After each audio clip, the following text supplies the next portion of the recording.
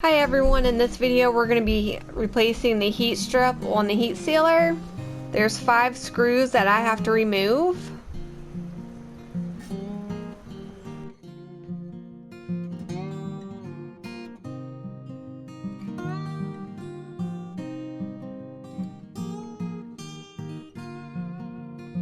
Once I get the metal brackets off, I can get the strip off.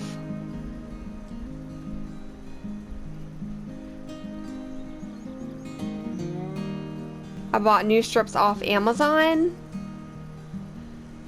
I'm going to replace this metal piece. I put it on the back right here, and then I can screw it down in the front.